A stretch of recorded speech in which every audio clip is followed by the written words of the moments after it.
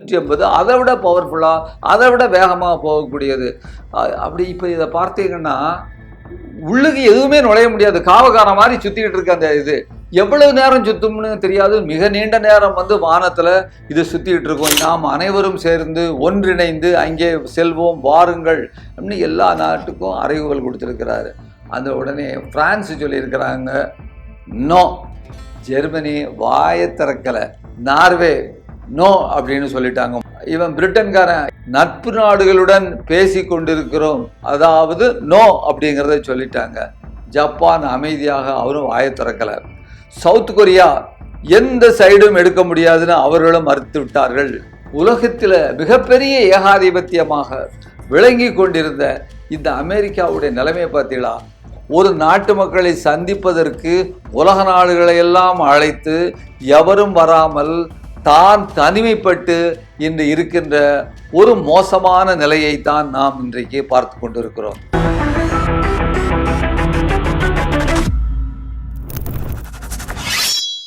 வணக்கம், நான் கே பாலகிருஷ்ணன் பேசுகிறேன். இன்றைக்கு 16வது நாள் அமெரிக்க ஈரான் யுத்தம் நடந்து கொண்டிருக்கிறது. நேற்று இன்று இடையில் நடந்த முக்கியமான நிகழ்வுகள் குறித்து உங்களோடு உரையாடலாம் என்று எண்ணுகிறேன்.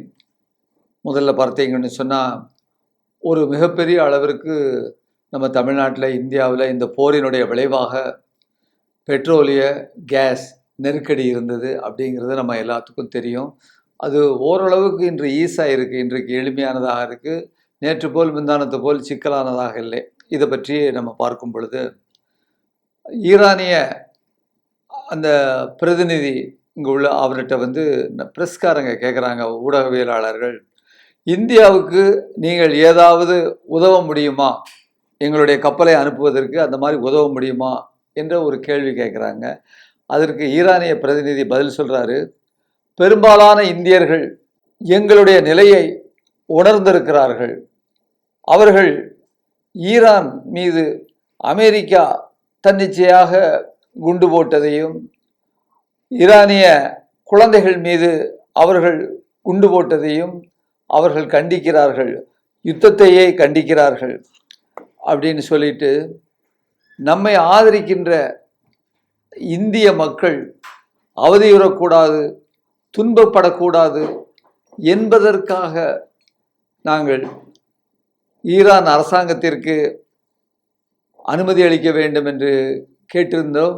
அவர்களும் அதற்கேற்ப அனுமதியை வழங்கி இருக்கிறார்கள் என்று அந்த ஈரானிய பிரதிநிதி சொல்லியிருக்கிறார். இதை பார்க்கும் பொழுது, ஈரானிய அந்த அரசாங்கத்திற்கு தமிழ்நாட்டில் உள்ள உழைக்கும் மக்கள் சார்பாக, விவசாயிகள் சார்பாக நாம் முதலில் நன்றியை தெரிவிக்க கடமைப்பட்டிருக்கிறோம். இது ஒரு முக்கியமான செய்தி. அப்படி இல்லைன்னு சொன்னால், இந்த 2 கப்பல் வரலைன்னு சொன்னால், இன்றைக்கு நேற்று முன்தினம் இருந்ததை விட மிக மோசமான நிலையை இன்றைக்கு நாம் சந்தித்திருப்போம். அந்த வகையில் 2 கப்பலை அவர்கள் 46,000 டன் உள்ள அளவிற்கு 2 கப்பலை அவர்கள் அனுப்பியிருக்கிறார்கள் என்ற செய்தி அதாவது சமையல் எரிவாயு மட்டுமே, ஒரு கப்பல் பேர் ஷிவாலிக், இன்னொரு கப்பல் நந்ததேவி, ஒன்று முந்திரா துறைமுகத்திற்கும் கண்ட்லா துறைமுகத்திற்கும் 16, 17ஆம் தேதியில் வருதுங்கிற ஒரு செய்தி. இப்படியாக இந்த ஈரானிய அரசாங்கத்திற்கு நான் நன்றி தெரிவிக்கின்ற அதே நேரத்தில், ஈரானுடைய இராணுவம் ஒரு வித்தியாசமான முறையிலே அமைக்கப்பட்டிருக்கிறது, உருவாக்கப்பட்டிருக்கிறது என்பதை பற்றி நாம் புரிந்து கொள்ள வேண்டும். ஒரு தலைவர் இறந்தாச்சுன்னு சொன்னால், அந்த இராணுவம், அந்த நாட்டில் உள்ள அந்த படைகள் சீரழிஞ்சு போயிடும், சின்ன பின்னமாயிருங்கிறது ஒரு சாதாரணமாக நடக்கக்கூடியது. 23 வருஷத்திற்கு முன்னால் சதாம் ஹுசைன் அங்கே அவர் 11 நாள் யுத்தத்திலேயே அவர் தோற்கடிக்கப்பட்டு அவர் ஆட்சி கலைக்கப்பட்ட பொழுது அங்கே என்ன நடந்ததுன்னு கேட்டிங்கன்னு சொன்னால், அவருடைய சிலைகள் எல்லாம் கூட அந்த மக்களை தூண்டி விட்டு அவங்க எல்லாம் உடைச்சாங்க அப்படிங்கிறத நம்ம பார்த்தோம். ஆனால் இன்றைக்கு அதிலிருந்து இங்கே பாடங்களை ஈரானிய ஜெனரல்கள் இன்றைக்கு பாடத்தை எடுத்துட்டு அதிலிருந்து இவங்க சில திட்டத்தை வகுத்திருக்கிறாங்க. என்ன திட்டத்தை அப்படின்னு சொன்னால், 2005 ஈரானிய இஸ்லாமிக் ரெவல்யூஷனரி கார்ட்ஸ் அதோடைய தளபதி முகமது ஜாஃபர் அவர் ஒரு திட்டத்தை வகுத்தார். அந்த திட்டத்திற்கு பேர் மொசாய்க் திட்டம்ங்கிறது பேர், அந்த திட்டத்தோடைய பேர். அந்த திட்டத்தில் என்ன சொல்கிறாங்கன்னு கேட்டிங்கன்னா, 31 பிரிவுகளாக ஈரானுடைய இராணுவத்தை பிரித்திருக்கிறார்கள். 31 இராணுவ அந்த பிரிவும் ஒவ்வொரு துண்டும் ஒவ்வொரு ஈரானில் உள்ள ஒவ்வொரு பிராந்தியத்தில் அதனுடைய தலைமையகம் இருக்கும். அந்த ஒவ்வொரு பிராந்திய இராணுவத்திற்கும் ஒரு தலைமையகம் உண்டு. அவர்களுக்கு தகுந்த மாதிரி அங்கே ஆயுத தளவாடங்கள், விமானங்கள் மற்றும் என்னென்ன தேவையோ அவையெல்லாம் பிரித்து கொடுத்திருக்கப்படும். அது மாதிரி அதற்கேற்ற உளவுத்துறை, கமாண்ட்ஸு எல்லாமே இருக்கும். இந்த செயல்முறை என்பது அயத்துல்லா கமேனி இருக்கும் பொழுதே, அதாவது 2005 இது முடிவாக்கப்பட்டு அது அந்த திட்டம் உருவாக்கப்பட்டு வந்திருந்தது. அது என்ன, அதில் முக்கியமான விஷயம் என்னன்னு சொன்னால், அந்த 31 கமாண்டர்களுக்கும் அந்த தலைமைகளுக்கும் சீல்டு கவரில், அதாவது சீல் பண்ணி உரை பண்ணி அதை கொடுத்துருக்காங்க என்னென்ன செய்யணும் அப்படிங்கிறத. மத்தியத்துவப்படுத்த இராணுவ தலைமை அங்கிருந்து எதுவுமே பதில் வரல, அது ஏதாவது அழிக்கப்பட்டு என்று சொன்னால், இந்த பிராந்தியத்தில் உள்ள 31 இராணுவ அந்த தலைமையகங்களும் தங்கள் சொந்த சுய கட்டுப்பாட்டில் அவர்கள் வேலைகளை செய்ய ஆரம்பித்து விடுவார்கள். அவர்கள் என்ன கொடுக்கப்பட்டிருந்ததோ அந்த இராணுவ உத்திகளை அவர்கள் செய்ய ஆரம்பித்து விடுவார்கள். இதுதான் நடந்தது. பிப்ரவரி 28 தாக்குதல் நடந்தது. தாக்குதல் நடக்கும் பொழுது இந்த 31 இராணுவ பிராந்திய நிலையங்களும் தளபதிகளும் வேலை செய்ய ஆரம்பித்தார்கள், தாக்க ஆரம்பித்தார்கள். கொமேனி கொல்லப்பட்டு விட்டார். அதனால் இதில் எந்த தடுமாற்றமும் இல்லை. ஏற்கனவே அவர்களுக்கு சொன்னபடி இந்த சிஸ்டம் படி அவர்கள் இன்று வேலை செய்ய ஆரம்பித்து விட்டார்கள். அவர்கள் தாக்க ஆரம்பித்து விட்டார்கள். வெளியே இருந்து யார் சொன்னாலும், எவர் சொன்னாலும் இனிமேல் அந்த யுத்தத்தை, ஈரான் நடத்துகின்ற யுத்தத்தை நிறுத்த முடியாது என்கின்ற ஒரு நிலை ஏற்பாடு செய்யப்பட்டிருக்கிறது. ஹமாஸ் என்ற அமைப்பு, அந்த அமைப்பிலிருந்து தான் இந்த விஷயங்களை பாடம் படிச்சிருக்கிறாங்க. 17 வருஷமாக ஈரான் தான் அந்த அமைப்புக்கு உதவி பண்ணிகிட்டு இருக்கு. அந்த அமைப்பே இன்றைக்கு ஈரான்கிட்ட வெளிப்படையாக கேட்டிருக்கு, அண்டை நாடுகள் மேலே நீங்கள் தொடுக்க வேண்டாம் அப்படின்னு சொல்லிட்டு இந்த இராணுவ இந்த அவர்களுடைய அந்த இராணுவ கட்டமைப்பின்படி அந்த தாக்குதல் நிறுத்தப்படவில்லை என்பதை நாம் பார்க்கிறோம். இது எந்த வகையில் எப்படி நிறுத்தப்படும் என்பது நமக்கு தெரியவில்லை. இது ஒரு புது விஷயமாக இருக்கிறது. அதனால்தான் இந்த நிமிடம் வரை யாராலும் ஈரானுடைய யுத்தத்தை நிறுத்த முடியவில்லை அப்படிங்கிற ஒரு விஷயத்தை பார்ப்போம். அப்புறம் வேற ஒரு செய்தி பார்த்தீங்கன்னா, அமெரிக்காவினுடைய முன்னாள் இராணுவ தளபதியாக இருந்த காலின் பவல் என்பவர் ஒரு திடுக்கிடக்கூடிய செய்தியை சொல்லியிருக்கிறார். என்ன செய்தின்னு சொன்னால், அந்த காலின் பவலுடைய முதன்மை உதவியாளர், இஸ்ரேல் ஒரு நாடாக இனிமேல் இருக்க முடியாது, இஸ்ரேலுடைய அந்த அடுத்த 20 ஆண்டுகளுக்கு அப்படி ஒரு நாடு நம்ம ஃபங்க்ஷன் பண்ணவே முடியாது, இஸ்ரேல் வரணும்னு சொன்னால் இந்த நாட்டோட அமெரிக்கா சேர்ந்தது அமெரிக்காவுக்கு பெரும் சுமை என்கின்ற ஒரு செய்தியை காலின் பவலுடைய, அவர் ஒரு முன்னால் நீங்கள் பார்த்துருப்பீங்க, இப்போ அவர் ஹீஸ் நோ மோர், அவர் இல்லை, அவருடைய தலைமை முதன்மை உதவியாளர் இப்படிப்பட்ட கருத்தை சொல்லியிருக்கிறார் அப்படிங்கிறத பார்க்குறோம். அப்புறம் இன்னொரு முக்கியமான செய்தி, இந்த போரில் ஒரு புதிய திருப்பத்தை ஏற்படுத்தி இருக்கிறார்கள் ஈரானியர்கள் அந்த போர் முறையில். இது என்ன முறைனா, நேற்றைய தினம் அதிலிருந்து ஈரானிய அந்த அந்த திட்டத்தின்படி இஸ்ரேலில் உள்ள தலைவர்கள், அமைச்சர்கள், இராணுவ அதிகாரிகள் மற்றும் அரசாங்க அதிகாரிகள், உளவுத்துறை அதிகாரிகள், இப்படி முக்கியமாக இருப்பவர்களுடைய முகவரிகளை கண்டறிந்து குறிப்பாக அவர்கள் மீது ஏவுகணை தாக்குதலை, அவர்கள் வீடுகள் மீது ஏவுகணை தாக்குதலை நடத்துவது, என்ற ஒரு முறையை ஆரம்பித்துள்ளார்கள். இது ஒரு மிகப்பெரிய திருப்பத்தை ஏற்படுத்தி இருக்கிறது இந்த போரில் என்பது நாம் பார்க்கக்கூடிய விஷயமாக இருக்கிறது. அப்புறம் அமெரிக்கா பார்த்தீங்கன்னு சொன்னால், அமெரிக்காவும் இஸ்ரேலும் இந்த போர் முறையிலேயே ஈரானுக்கும் இதுக்கும் வித்தியாசமான ஒரு முறையாக இருக்குது.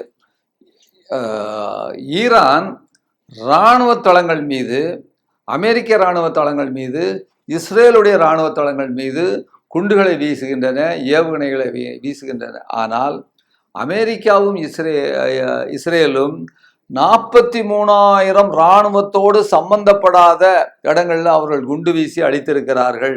அவற்றில் 120 பள்ளிகள் மீது வீசியிருக்கிறார்கள். மருந்துகள், குழந்தைகளுக்கான உணவுகள் சேமித்து வைக்கப்பட்டிருக்கின்ற கிட்டங்கிகளின் மீது அவர்கள் குண்டுகளை வீசியிருக்கிறார்கள் என்பதை பார்க்கும் பொழுது நமக்கு ஒரு அடிப்படையிலேயே ஏன் இந்த மாதிரி ஒரு ஈரான் தானே அந்த பக்கத்தில் உள்ள இஸ்ரேல் பக்கத்தில் உள்ளது தான் ஈரானோ, ஆனால் இந்த மக்கள் இந்த அரசாங்கம் இராணுவத்தை மட்டுமே, இராணுவ நிலைகளை மட்டுமே குறிவைக்கிறது அப்படிங்கிற ஒரு கேள்வி வருது. அப்புறம் இன்னொரு செய்தியை நம்ம பார்க்கணும், ஒரு முக்கியமாக நம்மோட சம்பந்தப்பட்ட விஷயம். அதாவது காசாவில் இஸ்ரேலியர்கள் படுகொலை செய்து கொண்டிருக்க பொழுது, கடந்த ஆண்டு படுகொலை செய்து கொண்டிருந்த பொழுது, அங்குள்ள குறைந்த வேலைக்கு வேலை செய்து கொண்டிருந்த பாலஸ்தீன தொழிலாளிகளை இஸ்ரேலிய அரசாங்கம் வெளியேற்றி காசாவுக்கு அனுப்பிவிட்டது. அங்கே நீங்கள் உண்டடியில் சாகுன்னு சொல்லிட்டு இஸ்ரேலில் இருக்கக்கூடாதுன்னு.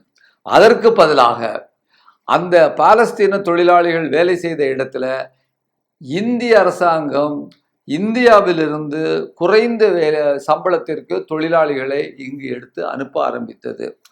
அதை எதிர்த்து தமிழகம் தழுவிய அகில இந்திய அளவிலே எங்களுடைய அல்லது நாங்கள் அதற்கு ஆதரவு கொடுத்திருக்கக்கூடிய வகையிலே அமைப்பு சாரா தொழிலாளர்களுடைய போராட்டங்கள் இதை எதிர்த்து நடந்தன. பொதுவாக இந்திய அரசாங்கம் வெளிநாடுகளுக்கு ஆட்கள் எடுத்து அனுப்புவது என்பது ஒரு சாதாரண விஷயம், தொடர்ந்து நடந்துகிட்டு இருக்கு கல்ஃப் கண்ட்ரீஸில். ஆனால் ஒரு போர் நடந்து கொண்டிருந்த பொழுது, அதுவும் எப்படிப்பட்ட நாடு நடத்தி கொண்டிருக்கிறது, மனித உரிமைகளை மீறி லட்சக்கணக்கான மக்களை கொன்று குவித்து கொண்டிருக்கின்ற நேரத்தில் அந்த நாட்டுக்கு உதவியாக இங்கிருந்து நம்முடைய தொழிலாளர்களை அனுப்பினால் அவர்களுக்கு உயிருக்கு உத்தரவாதம் கிடையாது அப்படிங்கிற ஒரு செய்தியை நம்ம பார்க்கும் பொழுது, அது மட்டுமல்லாமல் அதாவது ஒரு தார்மீக நியாயம் கூட இல்லாமல் இந்த அரசாங்கம் அனுப்பியிருக்கு. அப்படி அனுப்புறதுக்கு பின்னால் இப்போ ஒரு செய்தி பார்த்தீங்கன்னா, குண்டு வீசும் பொழுது, ஈரான் குண்டு வீசும் பொழுது எல்லோரும் ஓடி ஒளிகிறாங்க, பங்கருக்குள்ள நிலவரைக்குள்ள இஸ்ரேலில் போய் பதுங்குறாங்க. இஸ்ரேல் மக்கள் எல்லாம் ஓடி ஒளிகிறாங்க. ஆனால் அப்படி ஓடி ஒளியும் பொழுது இந்திய தொழிலாளிகள் வெளியே தள்ளப்படுகிறார்கள். போனாங்க பார்த்தீங்களா, அவர்கள் வெளியே தள்ளப்படுகிறார்கள். இது குறித்து இந்திய அரசாங்கத்திற்கு இது தெரியுமா? இவர்கள் என்ன நடவடிக்கை எடுத்திருக்கிறார்கள் என்பதை நாம் இந்த காணொளி வாயிலாக இந்த செய்தியை நாம் வைக்கிறோம் என்பதையும் இந்த நேரத்தில் நான் சொல்ல ஆசைப்படுகிறேன். அப்புறம் ஏற்கனவே நம்ம பார்த்தது போல அவர்கள் சிவிலியன் மேலே இராணுவ முகாம் இல்லாமல் முகமைகள் இல்லை அல்லது இடங்கள் இல்லாத இடங்களில் குண்டு போடுறாங்க. இவர்கள் இராணுவ முகங்கள் மேலே தான் குண்டு போடுறாங்கன்னு நம்ம பார்க்கும் பொழுது ஏன் இப்படி? இதுக்கு ஒரு வரலாறும் ஒரு காரணமாக இருக்குமோன்னு நான் நினைக்கிறேன் என்னுடைய பார்வையிலிருந்து. ஏனென்றால் அந்த ஈரான் என்று சொல்லப்படுகின்ற அந்த நாட்டினுடைய ஒரு பண்பாடு, பாரம்பரியம், வரலாறு என்பது ஏறத்தாழ 7000 ஆண்டுகளுக்கு முன்னால் உள்ளது. இன்று நேற்றல்ல, அவர்கள் 7000 ஆண்டுகளாக அவர்கள் வளர்ந்திருக்கிறார்கள். அவர்கள் தங்களுடைய குணாதிசயத்தையும் வரலாற்றுக்கு சொந்தக்காரர்களாக, நாகரிகமான மனிதர்களாக இருக்கிறார்கள். ஆனால் அமெரிக்க நாடை பொறுத்தவரையில் அப்படி ஒரு நாடு 300 ஆண்டுகளுக்கு முன்னால் அமெரிக்கா என்கின்ற இந்த அரசியல் அமைப்புள்ள நாடு கிடையாது. அதற்கு முன்னால் அந்த நாட்டிலே கொலம்பஸ் கண்டுபிடிக்கிறதுக்கு முன்னாலே செவ்விந்தியர்கள் தான் இருந்து வந்தார்கள். அங்கே அந்த நாட்டின் சொந்தக்காரர்கள், பூர்வீக குடிகள் செவ்விந்தியர்கள். ஐரோப்பாவில் உள்ள, இங்கிலாந்தில் உள்ள பிரிட்டிஷ்காரர்களும் மற்றும் பிரான்ஸு மற்றும் பல்வேறு நாட்டினரும் அங்கே அமெரிக்காவில் போய் அந்த அமெரிக்கா என்ற அந்த சொல்லப்படுகின்ற அந்த தேசத்தில் போய் குடியேறி அங்குள்ள செவ்விந்தியர்களை கொன்று ரொம்ப மோசமாக இவன்ட்டெல்லாம் துப்பாக்கி இருக்கு அவங்ககிட்டே அவர்களை கொன்று அந்த இடத்தை கைப்பற்றி கொண்டு, அதுதான் அமெரிக்கா. எனவே அமெரிக்காவினுடைய நாகரிகம் என்பது 300 ஆண்டுகளுக்கு மேல் அவருடைய பண்பாடு நாகரிகம் என்பது கிடையாது. அதற்கு முன்னால் அவர்கள் ஐரோப்பாவில் தனித்தனியாக இருந்தவர்கள். அவர்களுக்கென்று ஒரு ஒட்டுமொத்தமான ஒரு ஒருங்கிணைந்த பண்பாடு கிடையாது. எனவே அவர்கள் எப்படி வேண்டுமானாலும் அவர்கள் இருப்பார்கள். நாகரிகம் இல்லாதவர்களாகத்தான் நாம் பார்க்கிறோம். இது ஒன்று.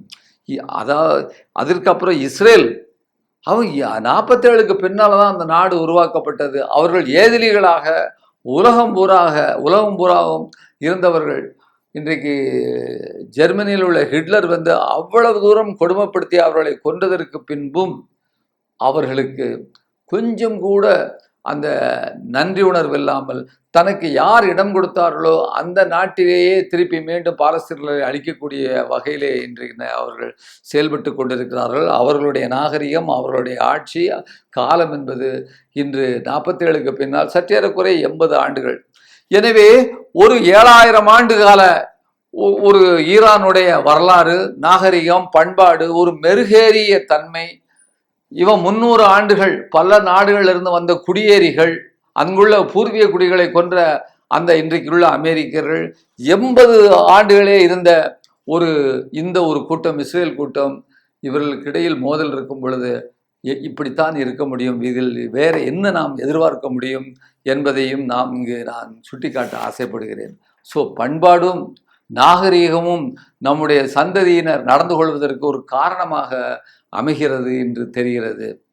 அதுக்கப்புறம் இன்னொரு முக்கியமான செய்தி பார்த்திங்கன்னா, இன்றைக்கு இன்றைக்கும் அடிபட்டு கொண்டிருக்கக்கூடிய செய்தி, ட்ரம்ப் வந்து உலக நாடுகளில் முக்கியமாக தனக்கு துணை நிற்கிற நாடுகளை அல்லது துணை நிற்பார்கள் என்று எதிர்பார்க்கக்கூடிய நாடுகள் எல்லாத்துக்கும் ஒரு கமாண்டு, ஒரு கட்டளை, ஒரு வேண்டுகோள் ரெண்டுமாக சேர்ந்து உத்தரவு பிறப்பித்திருக்கிறார்.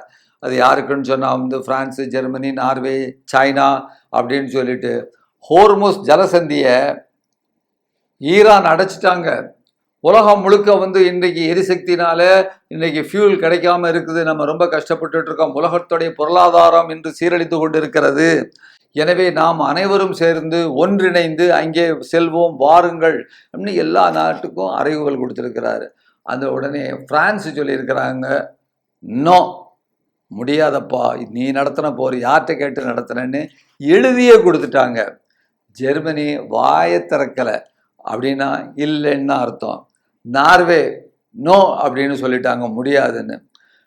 இவன் பிரிட்டன்காரன், எப்பவுமே அந்த பிரிட்டன் நாடு ஒரு என்ன சொல்றது, ஒரு குதர்க்கமான சாதுரியமான அந்த அப்படிப்பட்ட விஷயங்கள் செய்யக்கூடிய நாடு. அவன் என்ன சொல்றான் பாருங்க, நட்பு நாடுகளுடன் பேசி கொண்டிருக்கிறோம், அதாவது நோ அப்படிங்கிறத சொல்லிட்டாங்க.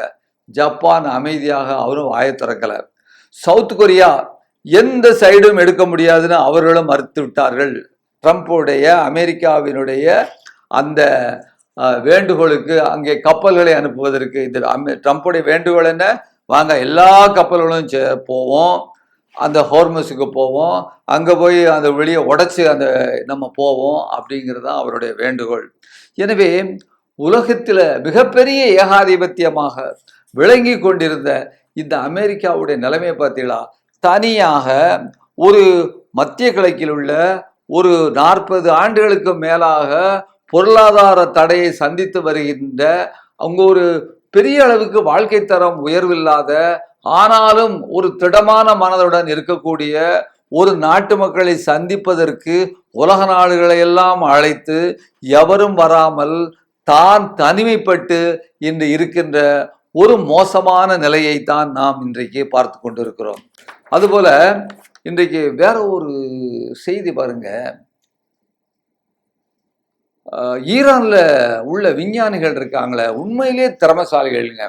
நம்ம இந்த 40 ஆண்டுகள் அவர்கள் பண்ணியிருக்க வேலைன்னா மிக பிரம்மாண்டமான, நம்ம வியக்கக்கூடிய வேலைகளை செஞ்சிருக்கிறாங்க. இது நான் அவர்களை பார்த்து வியக்க வேண்டுமோ, அது கன்கிராச்சுலேட் பண்ணணுமாங்கிறதுக்காக சொல்லலை. இன்றைக்கு நான் சொல்லக்கூடிய விஷயங்களை, நடந்து கொண்டிருக்கிற விஷயங்களை நீங்க பாருங்க. வானத்துல அலைந்து திரிந்து எதிரியின் ட்ரோன்களை தேடி தேடி சுட்டு வீழ்த்தக்கூடிய புதிய ட்ரோன் 359 அப்படின்னு ஒரு ட்ரோனை ஈரான் போர்க்களத்தில் ஈடுபடுத்தியுள்ளது. அந்த ட்ரோனுக்கு ஒரு நம்பர் கொடுத்துருக்குறாங்க, 359. அந்த ட்ரோன் என்னன்னு கேட்டிங்கன்னா, ட்ரோன் 358ன்னு ஒரு ட்ரோன் இருக்குது. அதனுடைய அட்வான்ஸு வெர்ஷன். இது என்ன செய்யும்னா, இது ஸ்கவுட் மாதிரின்னு வச்சுக்கிட்டுங்களேன். ஸ்கவுட்டுனா வானத்தில் ஒரு கிட்டத்தட்ட ஒரு 500-600 கிலோமீட்டரு சுற்றளவுக்கு இந்த ட்ரோன்கள் இவங்க கண்டுபிடிச்ச இந்த 350 ட்ரோன்கள் வானத்தில் ஈரான் முழுக்க அப்படியே சுற்றிக்கிட்டே தெரியும். அது பாட்டுக்கு சுற்றிட்டு தெரியும். எவ்வளோ நேரம் சுற்றிட்டு தெரியும்னு அதுக்கு அவன் இங்கிலீஷில் சொல்கிறாங்க லாய்டரிங்கிறாங்க. அது பாட்டுக்கு அலைஞ்சிட்டு தெரிஞ்சுக்கிட்டு இருக்கோம். அதோடைய வேலை என்னன்னு சொன்னால், வேறு நாடுகளில் இருந்து உளவு பார்ப்பதற்காக ஈரானுக்குள் எங்க இராணுவம் போகுது, எங்க டேங்க் போகுது, காலால் படை எங்க போகுது, எங்கிருந்து ஏவுகணை வருது அப்படிங்கிறத கண்டுபிடிக்கிறதற்காக வெளிநாட்டில இருந்து அமெரிக்கா, குறிப்பா அமெரிக்கா, இஸ்ரேல் இருந்து அனுப்பக்கூடிய அந்த ட்ரோன்களை அந்த ட்ரோன் சாதாரணமா சண்டைக்கு போற ட்ரோன் இல்லை, அது மிகவும் விலை கூடின அவ்வளவு டெக்னிக்கல் அந்த விஷயம் கேட்ஜெட்ஸ் எல்லாம் வச்சிருக்கக்கூடிய அந்த ட்ரோன்கள். அதனுடைய பேரு என்ன சொல்றது, MQ-9 ரீப்பர்னு சொல்லக்கூடிய அந்த ட்ரோன், அப்புறம் ஹெர்மிங் 900 அப்படிங்கிற ட்ரோன். இந்த ட்ரோன்களை எல்லாம் இது சுட்டு வீழ்த்தி இருக்கிறது. 358 ஏற்கனவே சுட்டு வீழ்த்தியாச்சு. இப்போ 350 அதை விட பவர்ஃபுல்லா, அதை விட வேகமாக போகக்கூடியது. அப்படி இப்போ இதை பார்த்தீங்கன்னா உள்ளுக்கு எதுவுமே நுழைய முடியாது. காவகார மாதிரி சுத்திக்கிட்டு இருக்க அந்த இது எவ்வளவு நேரம் சுத்தும்னு தெரியாது. மிக நீண்ட நேரம் வானத்துல இது சுத்திட்டு இருக்கும். இது ஒரு ட்ரக்ல வச்சு ஏற்றி கொண்டு போய் அதை வானத்துல விட்டுருவாங்க. அப்படிங்கும் பொழுது இந்த ஒரு ட்ரோனுடைய விலை எவ்வளவு தெரியுமா? அது அதிகப்படியா போனா 45-46 லட்சம் ரூபா தான். இவங்க இந்த மேல ஒரு காவலுக்கு விடக்கூடியங்கிறதே சொல்றேன், 359 ட்ரோன். ஆனா அவர்கள் உளவு பார்க்க வருவதற்கு, ஈரானுக்குள்ள என்ன நடக்கிறது என்று உளவு பார்க்க வருவதற்கான அந்த ட்ரோனுடைய ஒவ்வொரு விலையும் 296 கோடி ரூபா, கிட்டத்தட்ட 300 கோடி ரூபா என்பதை நாம் பார்க்கும் பொழுது அந்த விலையிலேயே சமமில்லாத ஒரு நிலை இருக்கு. 8-9 ட்ரோன்களை, அமெரிக்காவுடைய ட்ரோன்களை, விலை கூடின ட்ரோன்களை சுட்டு வீழ்த்திட்டாங்க. அது ஒரு மிகப்பெரிய ஒரு சேதாரமாக அமெரிக்காவுக்கு இருப்பதை நம்ம பார்க்கிறோம் என்பது இது முக்கியமான செய்தி. அதுக்கப்புறம் பார்த்தீங்கன்னா கடைசியில் நான் ஒரு செய்தியை சொல்லி ஆகணும். அதாவது அமெரிக்கா அல்லது இஸ்ரேல், இந்த 2 நாடுகளை தவிர வேற எந்த நாடுகளும் இங்கே உள்ளுக்கு இங்கே வரலாம் அப்படின்னு கடைசியாக சொல்லியிருக்கிறாங்க. இந்த ஹோர்முஸ் வளைகுடா வெளியே சொல்லியிருக்கிறாங்க. அப்படின்னா அவங்க செய்ய வேண்டியது, அந்த பணம் கொடுக்க வேண்டியது டாலரில் கூடாது, நீங்கள் சைனாவுடைய பணமான யுவானில் தான் கொடுக்கணும் அப்படிங்கிற ஒரு செய்தியையும் இன்றைக்கு அவர்கள் சொல்லியிருக்கிறார்கள். அப்போ இப்படி பார்க்கும் பொழுது இன்றைக்கு டாலரினுடைய வீழ்ச்சி அமெரிக்காவை வெற்றி பெற முடியுமா என்பது ஒரு கேள்வி கேட்டுட்டு இருக்கிறாங்க. அமெரிக்காவை தர ரேட்டுக்கு அதாவது பெஞ்சு மேல நின்று முட்டங்கால் போடுற அளவுக்கு இன்றைக்கு அமெரிக்காவை இன்று ஈரான் கொண்டு வந்திருக்கிறது. ஈரான் வீழுகின்றதோ, வாழுகின்றதோ, ஜெயிக்கின்றதோ அது வேறு விடயம். ஆனால் உலக ஏகாதிபத்தியம் என்பது இன்று மண்டியிட்டு கொண்டிருக்கின்றது என்பதை பார்க்கும் பொழுது, உலகத்தில் உள்ள போரை விரும்பாத, அமைதியை விரும்புகின்ற உழைக்கும் மக்களுக்கு, அமைதி வருகின்ற மக்களுக்கு இன்று ஒரு மகிழ்வான செய்தியாக பார்க்கிறோம். ஆனாலும் போர் முடிய வேண்டும் என்று விரும்புகிறோம் என்பதோடு இன்றைய காணொளியை முடித்துக் கொள்கிறேன். நன்றி, வணக்கம். ஊடகம், கார்ப்பரேட், அரசியல்வாதிகளின் கைப்பாவையாக, அடிமைகளாக இருந்தது போதும். இனி சாட்டை எடுத்து சுழற்றும் நேரம் வந்துவிட்டது. ஊடகம் பொதுமக்களாகிய உங்களுக்காக, உங்களாலேயே இயக்கப்பட வேண்டும். ஊடக சுதந்திரத்திற்காக உங்களின் பங்களிப்பை இன்றே அளித்திடுங்கள்.